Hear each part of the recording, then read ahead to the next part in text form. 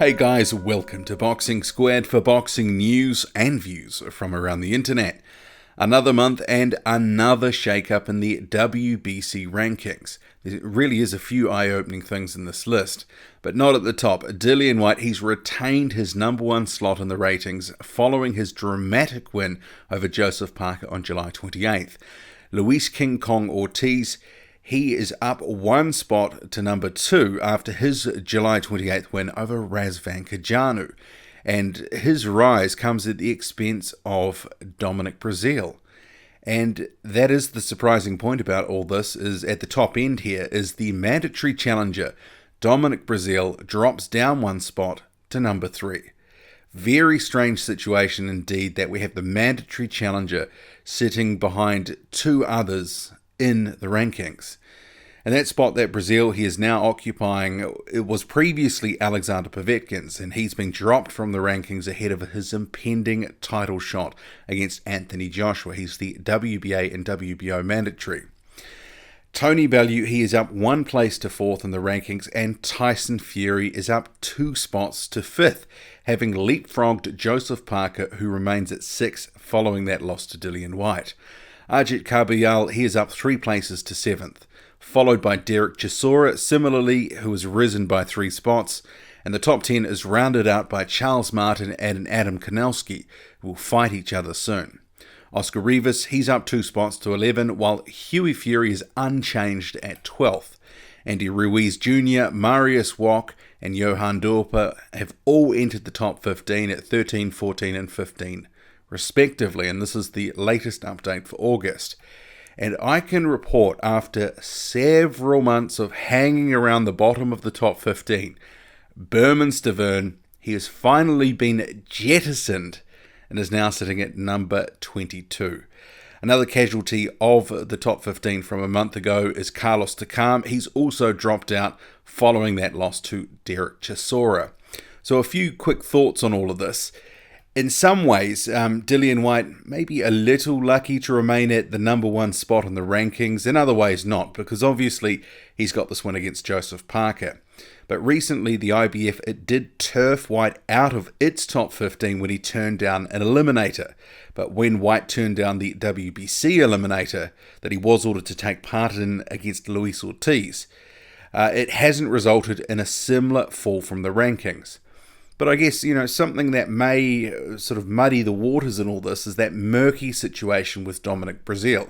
As you might remember, he was named the mandatory while he was sitting behind Whyte in the rankings.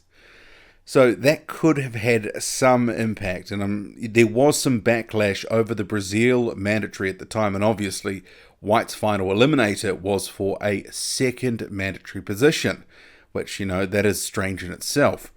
But Breazeale being dropped to number 3, bit of a head scratcher. If anything, I've actually been expecting the WBC to elevate him to the top of the rankings in line with his mandatory challenger status. It just makes sense to do so. But instead, he's been overtaken by Ruiz King Kong Ortiz, who now seems to be the flavour of the month with the WBC. And you would imagine that Ortiz, he'll be ordered to take part in some sort of final eliminator again at some point, especially at the number 2 spot there. Tyson Fury, he's at 5 on the strength of that one fight against Sefer Seferi. Obviously, he's coming up against Francesco Pianetta later this month, but number 5, if you can believe that. But if he is to sign a fight with Deontay Wilder, and if that's confirmed in the coming weeks, it is going to sound better, to casual fans at least, for the champion to be facing the number 5 contender. There's just something about that sounds better than the number 7 contender. It's the optics, and those are important in, helping build a fight, selling a fight to the masses. Big shout out to WBC Boxing, put me up to number 5 in this month's ratings. Thank you guys. Just got to get this fight out of the way a week, and then I'll enroll in anything you want me to enroll in. Clean boxing program, I'm all for it. And if the fight is made, so Deontay Wilder, he says he's not worried that Fury will pull out, telling Boxing Scene, it's not a concern for me at all. Me and Fury have been talking closely, we've been talking privately, and we've been having long discussions about this fight. He's been sincere. I don't see him not taking this fight, because what does Fury have to lose? This is an opportunity of a lifetime for him too. He's never had the WBC title, he's never fought for this. The WBC title is the title. So this is a major opportunity for him as well as I. Personally, I don't think he would pass up this opportunity. I think he's going to show up and show out, and he's going to give fans what he's been talking about. He's already put it out there, talking about saving face, not being embarrassed because Joshua embarrassed them. If he don't fight this fight after saying all that, then that ain't going to be a good look for him. Meanwhile, Frank Warren, who is Tyson Fury's promoter, he's told Boxing Social a deal for a Fury and Wilder fight in America by the end of the year is now 99% done. And he sees that there's basically nothing that will prevent them from finalising the deal for that fight very shortly. An immediate rematch between Dillian Whyte and Joseph Parker is looking increasingly unlikely, with Whyte's trainer Mark Tibbs saying on social media that Del Boy vs Parker is a good fight. I know who my money's on. Dillian Whyte's done the pair of them already. Why go over old ground? Hashtag bigger fish to fry. Meanwhile, Joseph Parker and his team have given up on appealing the New Zealanders' July 28th loss to Dillian Whyte. Duco Events had been looking to appeal on the grounds of a second-round head clash, which knocked Parker down and allegedly impaired him for a period of time in the fight.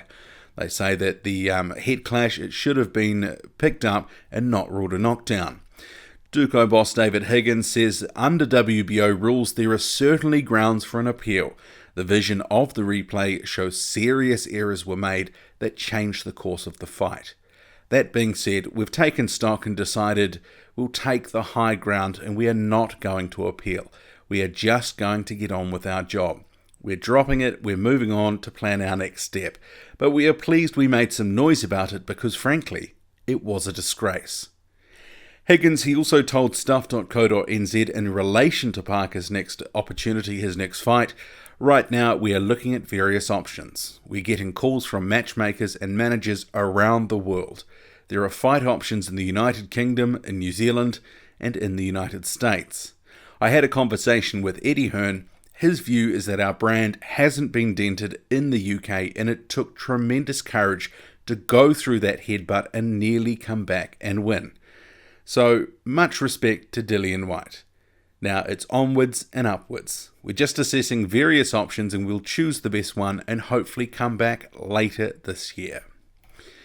And FightNews.com reports that Russian promoter World of Boxing has floated the possibility of unbeaten 12-0 heavyweight prospect Sergey Kuzmin facing 22-5 David Price on the Anthony Joshua and Alexander Povetkin undercard next month in London. The 31-year-old Kuzmin, he's a very talented prospect, good amateur pedigree, could afford to be maybe in a bit better shape, but he hits very hard. And I do know that we keep hoping for the best for David Price, but Kuzmin, if they were to make that fight, he should win, and probably by knockout. Okay, so what do you make of it all? Drop a comment, loud and often, hit like, hit subscribe, follow me on Twitter, boxing_squared. I'm out.